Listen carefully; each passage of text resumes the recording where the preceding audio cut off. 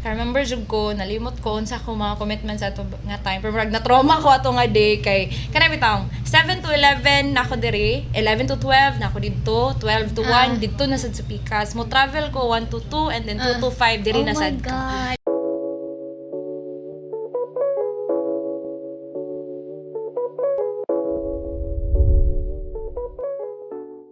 Hey everyone, this is Charity. And this is Agot. Your safe space. Okay, so in this another episode of our podcast, we have our National Outstanding Girl Scout of the Philippines 2022, Miss Glamour Look Philippines 2022, and our 𝐄𝐩𝐢𝐬𝐲 chairperson, academic year 2023 to 2024, Agot Abales. Hi everyone. So Agot, thank you for sitting down with us now, Of course. sharing your time, your safe space. Yes.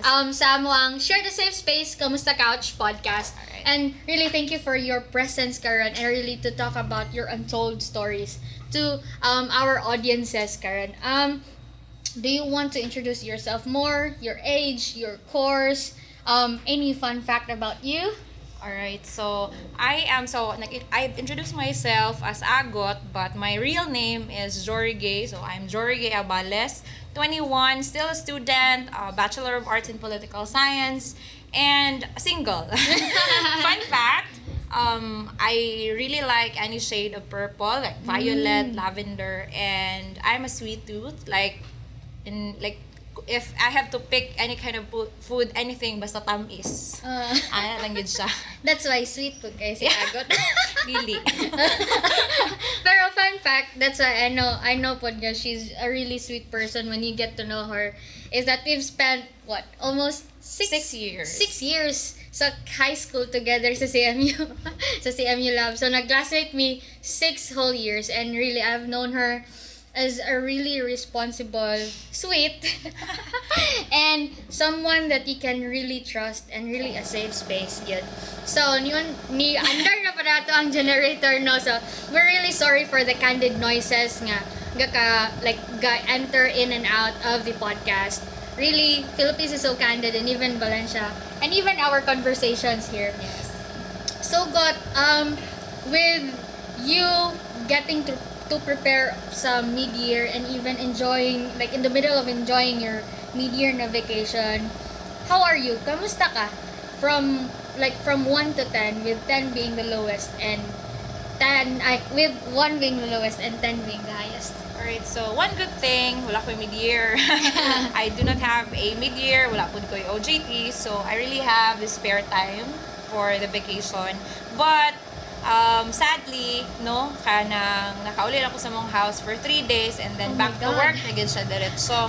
So in the scale of 1 to 10, maybe I'm an 8, no? Kay sometimes diba sa class kung mo point tag 8 kay mura siya dako pero dili kana marina na siya ba. So I'm kanang same as what I feel now, murag 8 out of 10. And with that, do you still come in 3 days ra ka lang ulit? That's very short, especially if uli ka. But do you still are in contact with your family? Yes, of course. Makauli man ko, but kanang very short amount of time, and they know na gyud nga if I go home, uli ra ko pagkahapon because of the responsibilities, but they know already, and my family understand my schedule. So, lugpa ba tawagan na? Pakita lang. Pakita lang. Show up lang. Or ako na lang mo ingon nga, kanang kamustahon pa ko ninyo, but they understand. I think that's really good. Yes. Yeah, kanang to have a safe space po, like your family nga, who really understands the weight of your responsibilities inside and outside of the family circle. And I've known Tita, I forgot her name. Nita, yes. right? Yes. To be a really supportive mom. Yeah. Tanan nga pageants or even kanang mga events nimo sa una. Ever since sa una, she's really, I really commend her for being that person who really supports you. Maybe my sweetness comes from my mom. Yeah. Very sweet. Yes. Sweet tooth pa rin mong mom. Dili. Pareha laming nawong. Pareha silang na fun fact po. Yes.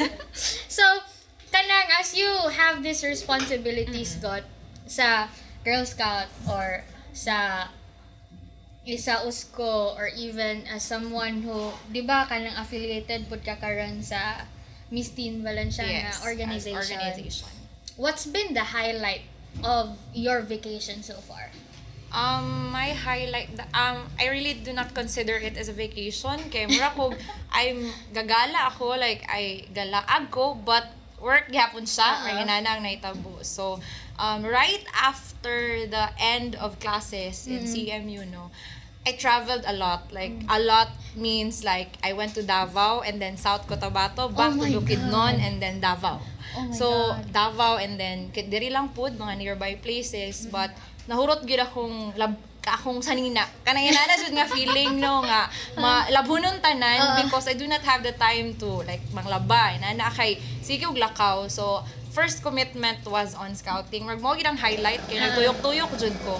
So first kay I went to Davao, and then we went to South Cotabato, which I think is one of the most memorable since no, in my scouting, I'm a Chief Girl Scout medalist. So that's the highest national award you can get as a Girl Scout. And then way back, I think nakaadto ka sa nakaadto sa ka. akong evaluation. That was the regional evaluation. So before, like, during the evaluation, I was crying because inani akong nadu sa community, inana.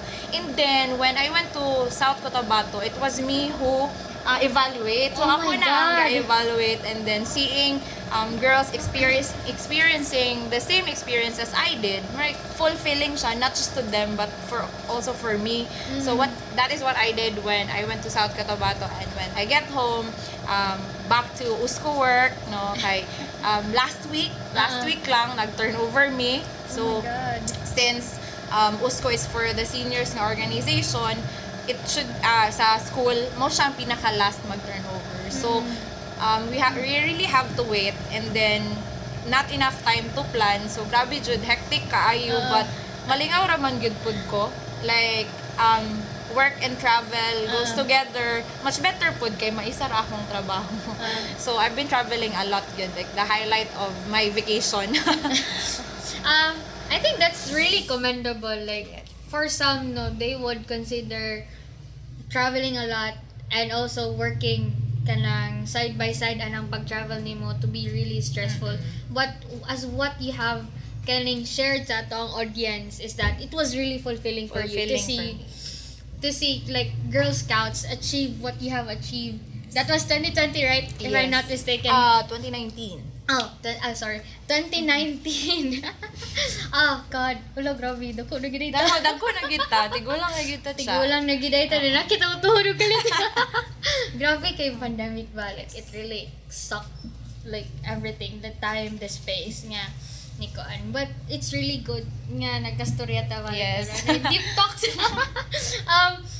So karon got like with traveling a lot, working a lot, and handling different responsibilities, whatever they may be, Yes. and even your responsibilities at home as being a child, and being a sibling to your kanang other nga siblings pod, what is mental health for you?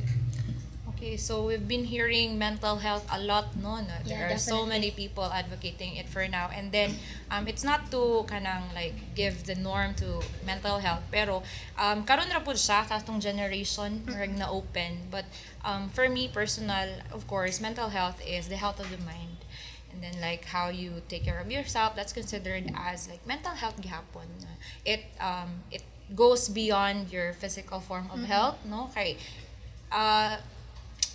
there's something that I've read, kanang nakaingon siya gid no nga happiness is the highest form of health. So it struck me, like it hit hard because niabot gid ta sa time nga ay, ako siguro ako lang pero basin ikaw pod, I think ikaw gid Yeah, pod yeah. nga we've come to a time nga niabot kita sa time nga we're very workaholic. Oh God. Yeah, like pati yun gyud nato atong self, like we test, go to beyond the limits nga kapoy na kaayo when it comes to work, when it comes to the things that we do. So mo to siya nga murag it's very hypocrite to work nga you're not taking care of yourself. That's what murag mo pud akong personal growth along the way nga sige kog juggle of responsibilities, but overworking really is not kuan siya, dili siya advisable, no? Dili gyud siya advisable kay kuan man gud siya. No, kay mao gid akong na-learn gud pod kay since if you will not take care of yourself, if you will not take care of your mental health, you cannot work properly, no? You cannot work properly. So if you juggle many responsibilities, multiple commitments, kung dili nimo alagaan nimong self, you cannot function sa puhon. So, what will happen to your work? No, the continuity of your work, ma-question. So, kato lang yun siguro. So, kanang, we have to take care of our health since matod pa, mas okay ra nga kusion ko nimo kaysa sa kanang murag bulabungon nimo akong mind. Kay may man ang physical pain, kay it would subdue along the way. But when it's on the mind, it really tickles your brain, your heart, like tanan yun ba, like it's like a nerve nga, if matouch siya, tanan maapektuhan. So may man ang physical health kay murag mahaplasan, may nana siya, but mental health really is very important since it's about nurturing your mind. So may man ang sakit sa likod. Okay, pwede na dala ra hilot. Yes. Pero when it comes to our mental health, yes, I agree with you that you really need to take care of it. And I think that's one of the conversations that I've always had with one of our co-founders, Halad, which is Kuya Will Jacobin, and he highlighted when we were having a long car drive, doing work stuff. Ano siya nga, kuan kining if you overwork or if you abuse yourself now, whether mental health, physical health, etc., emotional, and parang mulambo ka, then moving forward, pagka nang dili naka-function ang imong lawas, dili nimo ma-enjoy. Ang dili you will not feel fulfilled sa tanan nimong hard work na nakuha na. And I think that's very important to highlight that, especially coming from you who's really kanang makita na ko si Agot really as that person who's really hardworking. As someone who's really hardworking good, even from high school, kanang perminti na siya mag-travel for Girl Scout, like mag-asikaso sa iyahang papers, mag-asikaso sa iyang work, and even kanang mag-officer siya. Part, di ba, ka sa, sa galit na tawag? CAT. God, maayon siya mag-handle whether people or herself. Kanang, you're really that kind of person. Thank you, Cha. Wala, dili dili na kanang sugar-coated na ng tinood yun. I always get that comment niya, feeling nila kay atik-atik ang ginagawa. That's really true. And karon got, like, with how you daghan makikag responsibilities, and you have said na kining it's important not to overwork yourself and all of that. Like, how do you juggle both of them nga gag-grow ka professionally but also gag-grow pug ka mentally, physically, emotionally? Alright, so of course when we say multiple commitments, lahi-lahi gid siya focus, lahi-lahi siya target. So as what Cha mentioned, I've been into many aspects like pageantry, leadership, Girl Scouting, ana siya. But the good thing, Manggod, is that even how many commitments you wanted to commit, ana, kana be purposeful of everything that you do, kana bitang be intentional. Kaya if you want to join in this particular organization, if you want to advocate for this kanang aspect, you should be intentional. Kay even how many commitments you commit into, as long as you love it, ana siya, dili gid ka kapuyon. I mean, kapuyon ka, pero fulfilling, ana siya. So, dili gid ko makaingon nga kanang time management because I do not manage my time. What I do is, I prioritize what I love. Ana gid siya. Oh my God. Yes.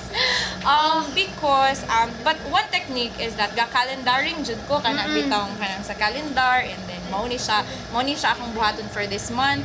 Grabe gid akong calendar karon moabot nag December. Oh my God.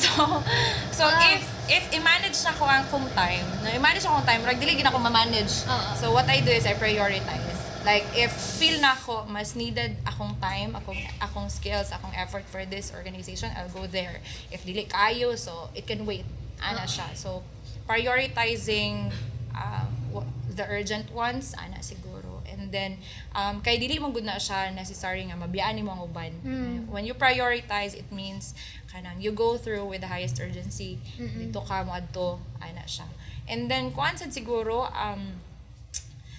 this is kanang a personal value nga ako yung gina-live by, no, and na-learn pud gud nako na siya sa scouting, no, kay be early, I like kanang be on time. The punctuality is really something that you should look into when you go into multiple commitments. Kay remember jud ko nalimot ko unsa ko mga commitments ato nga time, pero na trauma ko ato nga day kay kanang bitang 7 to 11 nako diri, 11 to 12 nako didto, 12 to 1 didto na sad sa Pikas. Mo travel ko 1 to 2 and then 2 to 5 diri na sad. God. So syempre when you value your time, you also value the time of others, no.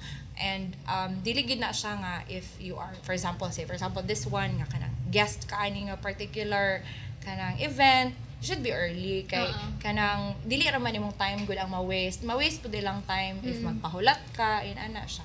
So kato lang yun siguro, prioritize and then be punctual. Simple things nga sometimes man good when we are in this particular phase na sa atong life kay kanang mo live by bitaw sa norm nga Filipino time ana.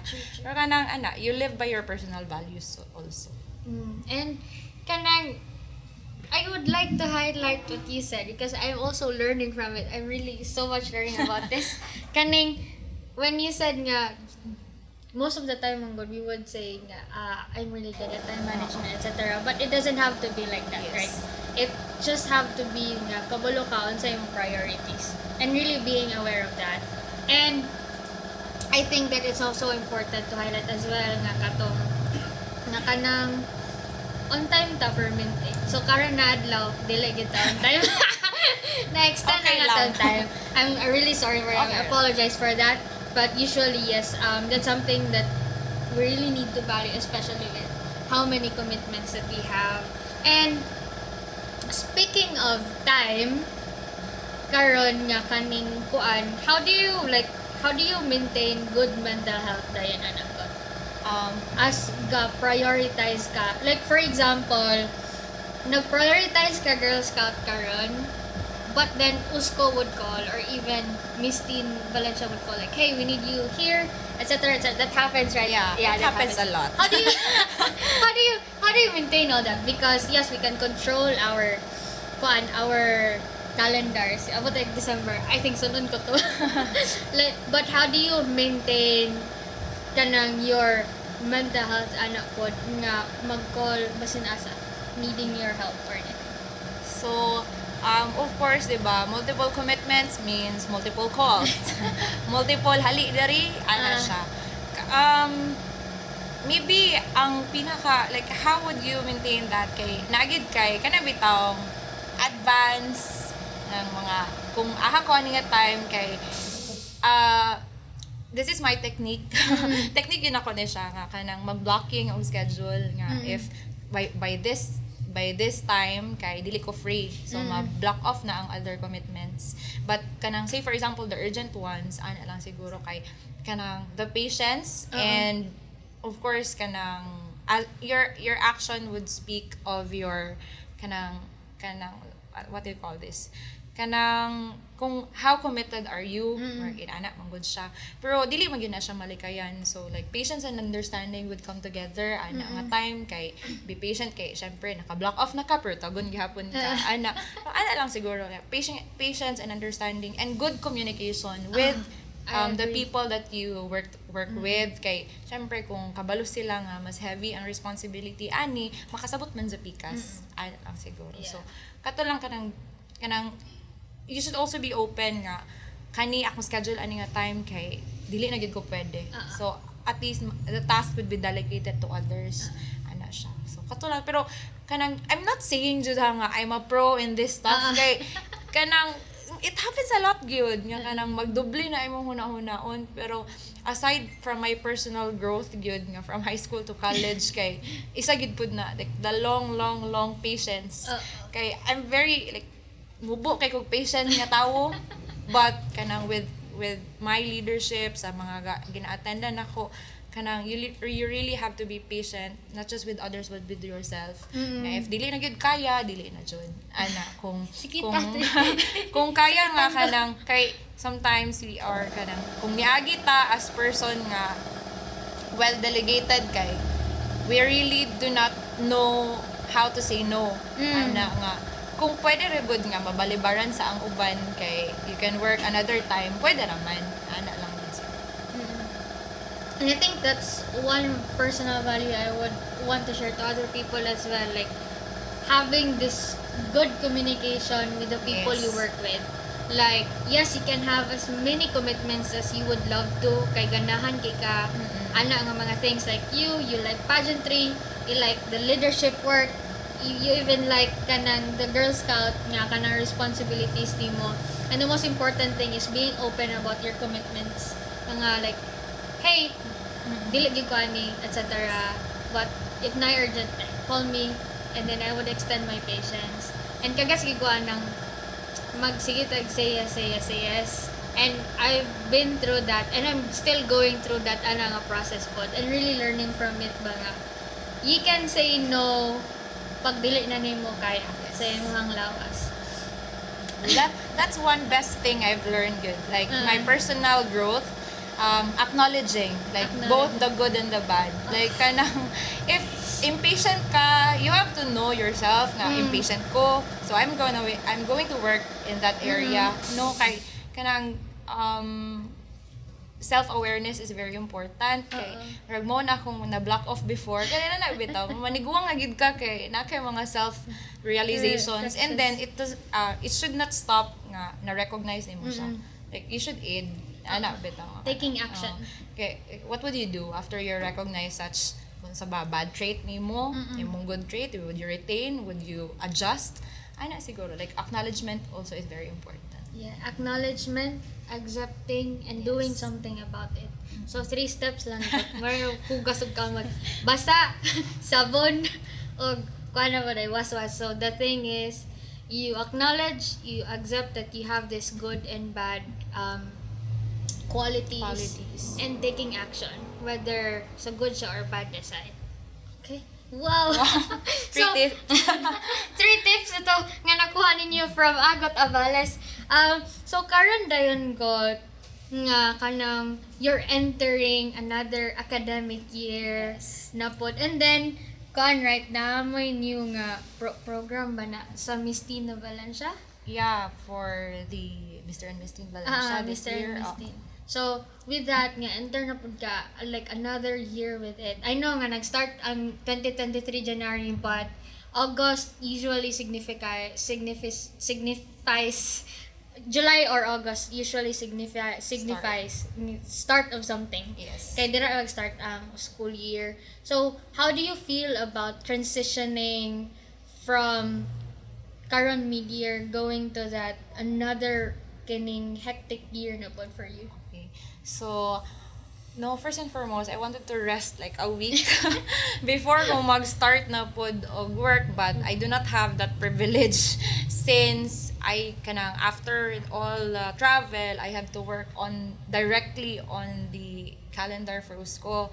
So, and of course, the commitment on the pageant.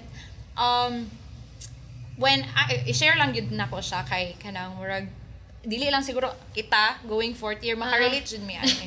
So when I was making my calendar, I was checking the university calendar, and then pag check na ko, akong gi-check ang midterm exam. When would be the midterm exam? And then when I check the midterm exam, I check for the non-graduating student. So, why would I check the non-graduating student? Graduating na ta. So, ano ko ba nga, I was so kanang shocked and maybe kanang at the same time excited nga, okay, graduating na gid me. So, ako nga, wow, time flies so fast since graduating na me. So, kanang inanabitaw nga, there are practices nga kanang manda na to, but mabot gid pud ang point. Mabot gid pud ang point nga kanang masaturate na ta for that time. So maybe 4th year na ta, nanapunta sa end of the school year, and fun fact, I never planned to run.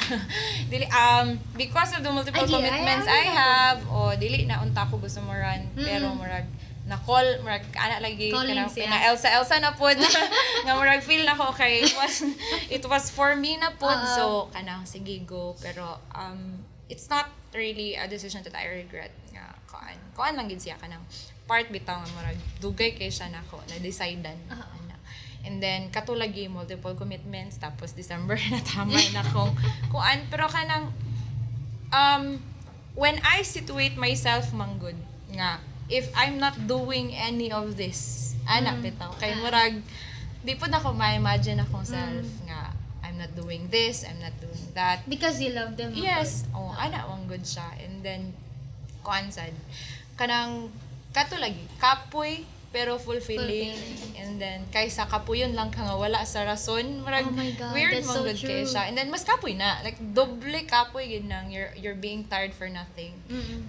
And of course murag ka nang si ana murag mga personal mantras lagi nga if we can do this, why not kana, kung kaya pa go lang, kung kaya pa jud sa ginhawa kung kaya pa sa ginawa nga nugong dili kay kanang it's not something kanang it's a waste of time, ana dili man gud siya ma-consider nga waste of time, since you're doing maybe something good, you're doing something good, you're doing it for yourself, your growth, and of course you're serving others, no ana lang siguro.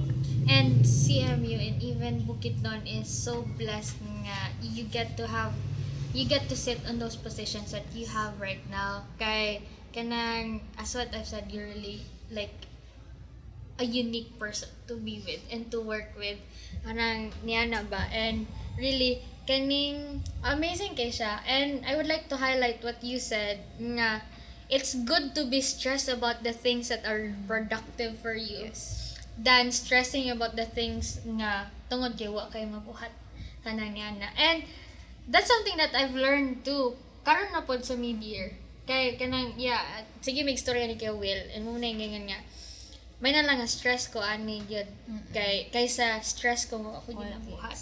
And knowing you nga for the service of the countrymen jud kayo nga person kay apel mo gid national nga Girl Scout, no, you've been to places like ka remember ko you fly out to Manila to attend events, etc., even going to South Cotabato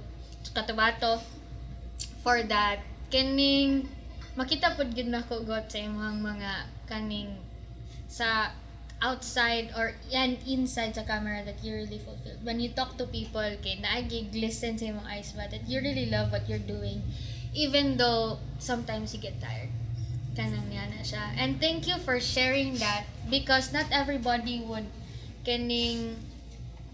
come to that point ba nga, yes, I'm gonna push myself and then because I love this. Some people would rather stay and hey, I like my comfortable na space diri karon. But you always go out of your way to get out of your comfort zone and really risk your talents, your skills for the things that you love.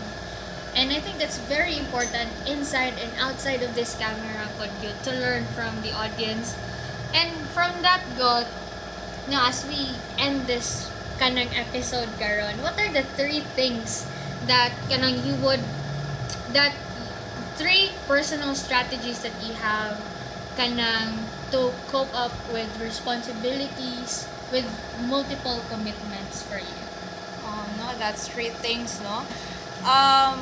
Maybe first and foremost, like, kuan gid siya, like, the common denominator of everything that I do gid siguro, be empathic.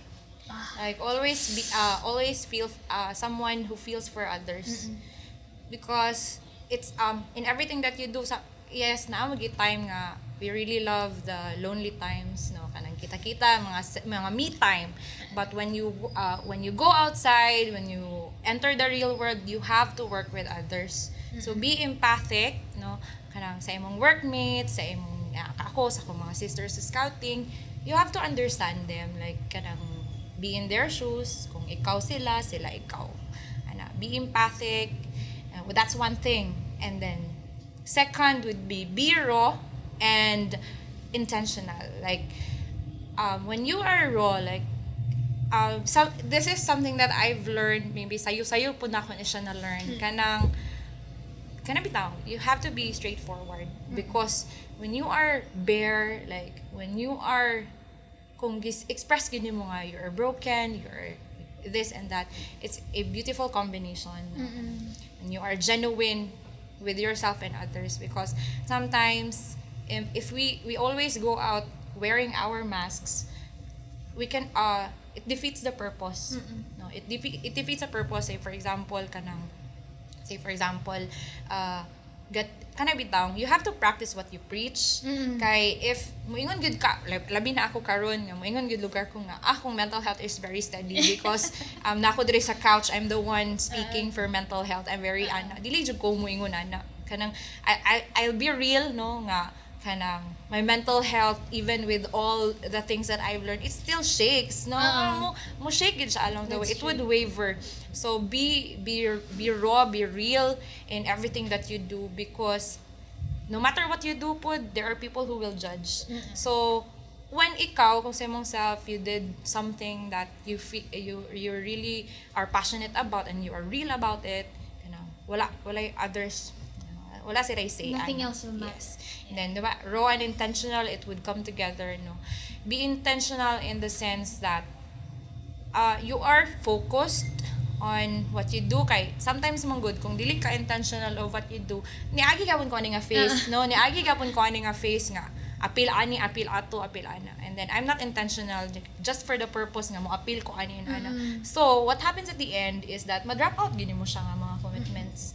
Dili gid ka magdugay ana nga pong commitments because you are not true to yourself and others. So kana siya, be raw and intentional. And maybe the third one, what answer ito personal strategy. Personal strategies. Humility siguro. Humility. No? Katong ingon ni Charity ganina, it's all more of like praises. So thank you cha. Acknowledge part gyapon na siya. Yes, be humble. Murag na-defeat ang purpose no nga be humble kay kana ana, pero kana bitaw, despite all the achievements, despite all the positions, we are nothing here, like kana bitaw, like who are we? From we are from dust and to dust we shall return. Ana lang gid siya. And then kanang mo lagi pud na kanang makadungog ko usahay ba nga kanang ay si Ate Agot inani na nga inani na yang na-achieve ana kanang labi na sa scouting nako nga moingon sila nga daghan na kay kaog badge ti, daghan na kay kag sash, daghan na kay kag medals. Moingon gid ko perminti. This is something nga kanang mo gid akong ginaingon perminti. Moingon gid ko there was really a time nga wala pud koy badge akong sash. Ana ba. We all started from somewhere, ana. There was a time nga murag ako na lang ang passionate about ani nga thing.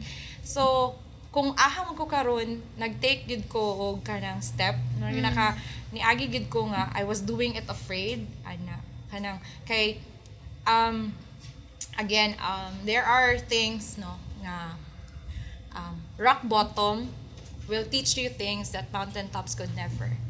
Like, bisan pag kanang you are being hailed, kanang ginatanaw na ka, kanang inani siya, kanang dili gid ay, and then labi na sa akong scouting family kay kanang murag achievers tanan, inana ba then dili bitaw ka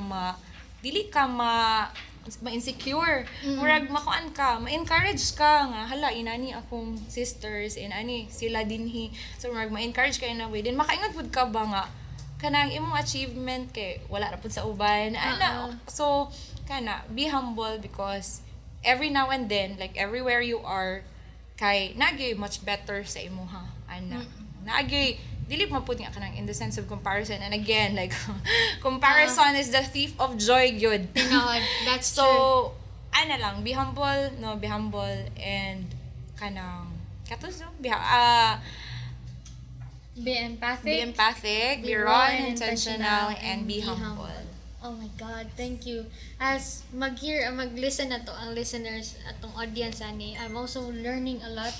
Kay that's one thing about being in safe space. Knowing and feeling what it feels like to be the other person, and knowing that there are other things that we can explore more, and there are other things that we can celebrate. And really, I think for me, the highlight of being a safe space as well is being intentional and wrong. Mayroon ka nga, hey, I'm not okay today. Yes. Like, even when you sit in this couch, you don't have to be a mental health champion. Yes. Okay, you can be heartbroken, you can be anxious, you can be afraid of sitting down in this couch and opening up, being vulnerable. But with that, you're being a safe space for yourself as well. Acknowledging that you are happy or you are sad, accepting it, and talking about it with someone. So this time we are talking about Agot, talking about her feelings, her emotions, her mental health, and me opening up as well. And this is the purpose of this couch. To add lang po, no? So, because sometimes courage doesn't always mean the strong emotions. Nga kana bitaw, Yes. courageous kay ko. This is So the form of brave. bravery. Sometimes courage is like having to say that you deserve the rest. Oh Like my that's God. being brave nga. Kanang courageous kay ka to acknowledge nga I need na gid na ko mag-rest. Like to acknowledge nga I need na gid ko mag-absence without leave, or like need na ko mag-cut off sa friends. Those are form of bravery gihapon. And then also sorry gid kay ako maning couch. Yes, this is your time. Go, take Yes, out. kanang I was having imposter syndrome. So self-diagnosed. So I do not recommend this to watchers and viewers. No, I was having kanang imposter syndrome nga kanang it means nga kanang bitaw, you achieve something, then you feel like you don't deserve it, like or like the achievement does not satisfy you, marag in ana bitaw siya. So I ate it with like patience yun sa kong self nga kanang you do not need all the strong emotions all at once. Like sometimes the small things, the small emotions, you have to recognize all of that. You have to let it seep through you. Kay kanang at the end of the day, like yes, having the right circle, that's good. Kay ako kanang I also have my personal rant buddy, si Ara kanang kung what happens in my day, yaw-yaw sa tanan. Yeah. And sadly, no, last week sige dili mi gasapon kay kana bitaw moabot ko mulakaw ko moabot mi Duty siya, right? so ang gakahitabo kay murag 1 week natapok ang chika, so dili ko maka-share sa iya. But ano ba, having the right friends, the right circle, having to talk to as an advocate kana siya, those are good things. But at the end of the day, you only have yourself. Agree. Kanang you only have yourself. That's why kanang be patient in the sense nga kanang understand yourself when you're having through a tough time. And healing is again not linear. It's ga-influx siya. Yeah, every now and then. Muhit gid ka rock bottom, Yes, balagikan ka sa muhit gid ka. taas. And then kato lang siguro nga when you see someone being kanang achiever kayo, niagi gid na siya og panahon. Agree. Like ako personally, like this is raw kay dili jud ko plastic nga tawo. Kanang like I express a lot. So ang ako is that kung makita ninyo nga multiple achievements ko, maybe twice or thrice is that kanang ni-fail gud ko. Like there were moments nga I felt defeated, big and small. Like I was having mental breakdowns. Ana siya.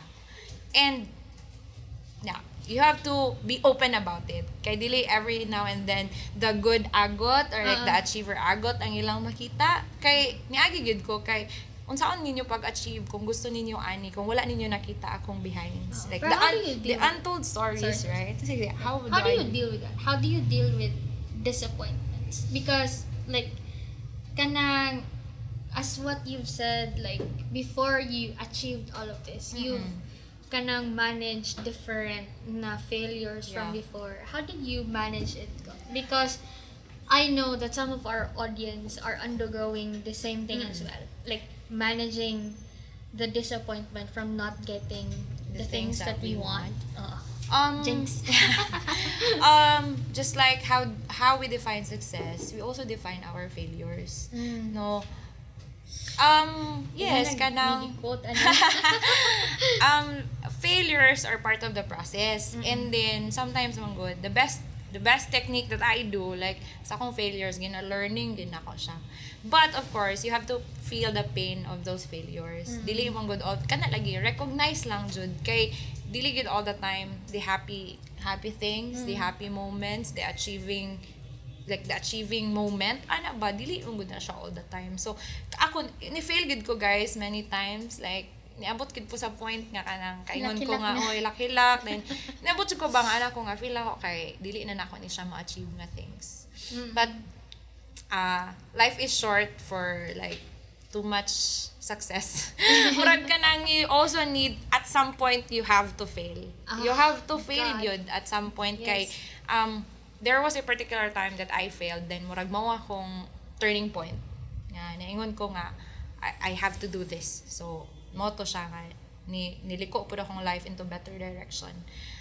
Then kanang failure you'll see in like kanang the retrospect dayon nga that was necessary. Kanang bitaw nga you failed for a reason yun. Like naapoy times nga you fail unnecessarily. Pero kanang there the failures that are part of the process yun kay mas much fulfilling mong good siya. Nga mas fulfilling siya kay you feel good and how cringy it sounds nga kanang 7 times ka mo fail you'll stand up 8 times kay if failure remains failure diha ka mapildi. Defeated gid kay ka.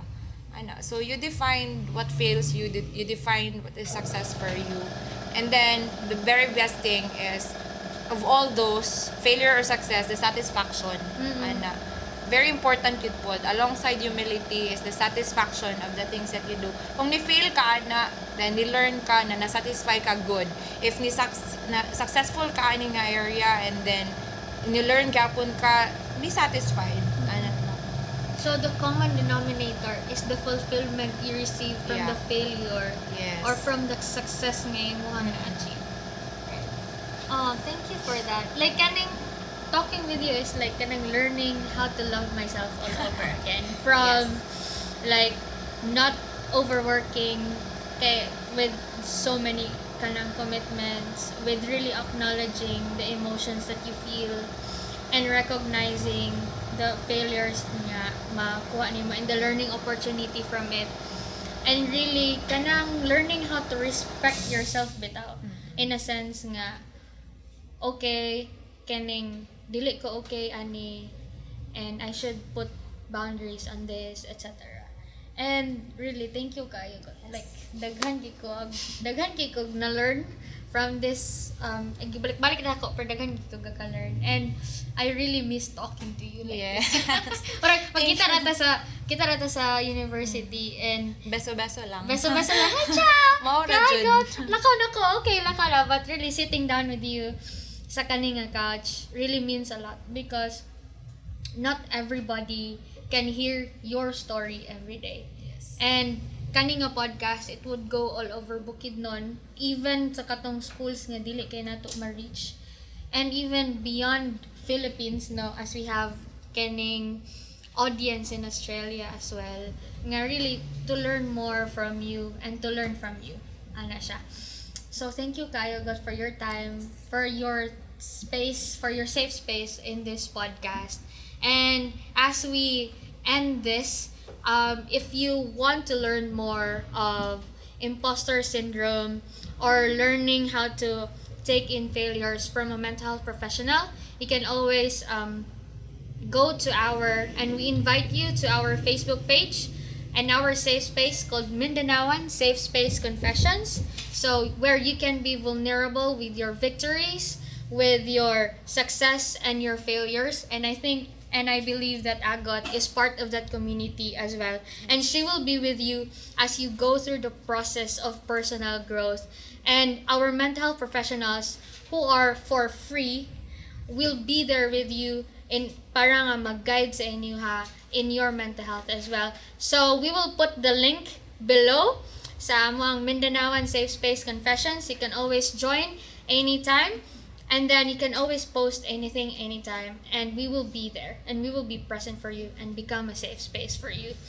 So, any last words? Yeah, so thank you so much, Cha, and thank you so much, Halad to Health Philippines. Actually, this is my second time around being Wow. invited, right? So, I talked already in kuan lang to siya online with leadership. So, thank you for dili mo kasumpan sa ako. Really good.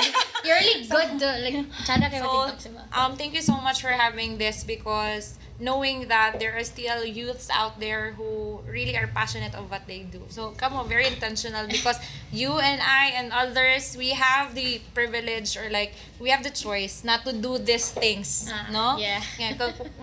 Why would we care for the mental health of others? But here we are. No, here we are. So, thank you so much, Halad to Health Philippines, and let's have our safe space and of course a safe space for others. Okay, alrighty. Thank you, Agot, for sharing your safe Yes. space with us. This is Charity, And I am Agot, your safe space. Bye! Thank you! Alright.